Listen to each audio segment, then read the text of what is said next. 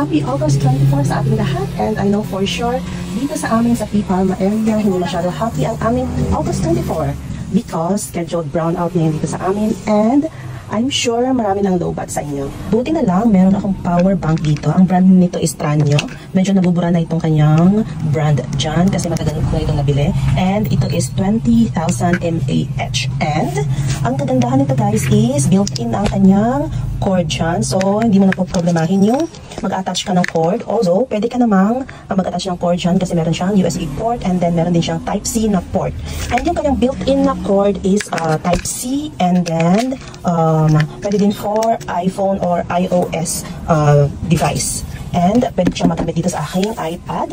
And then, pwede ko pa siyang magamit dito sa aking Android phone na Type-C. And then, nagagamit ko din siya sa aking ginagamit na phone na pang video. So, sample na natin guys. Itry natin dito. And actually, this is fast charging na power bank. Medyo matagal mo nga lang siyang i-full yung power bank mismo. But, pag i-charge mo na siya sa device, mabilis lang siya. Kasi nga fast charging siya. Medyo mahirap kasi wala kang taga-video. Wait lang. So, ayan, charging na siya. 23%. And dito sa aking power bank is 82%. Mabilis lang siyang mag-move. Yan, guys. Pero hindi na natin naantayin. So, itry natin siya sa ating iPad. So, ayan siya sa iPad. Wait lang. Yan. Ayan siya. Charging siya. Yan. 75%. 80%. Pwede ko din siyang gamitin dito sa aking thermal printer. Pero kailangan ko ng cord. So, may cord tayo dito. Itry natin.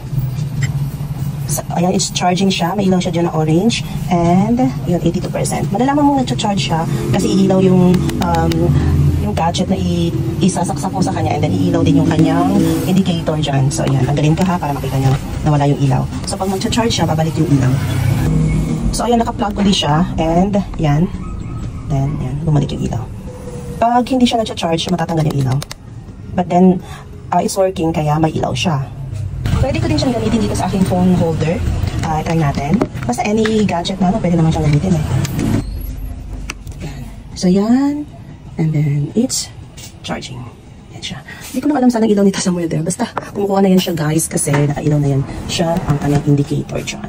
So, basically, you can use it. Ano pa lang ilaw niya sa taas? Basically, you can use it in every gadget that you have at home. Pwede din siyang sa yung hand fan, na rechargeable hand fan. So, napakagandang investment ito guys. It's less than 1,000 pesos. Ilalagay ko sa aking yellow basket kung saan ko nabili. And, yeah, yours now guys.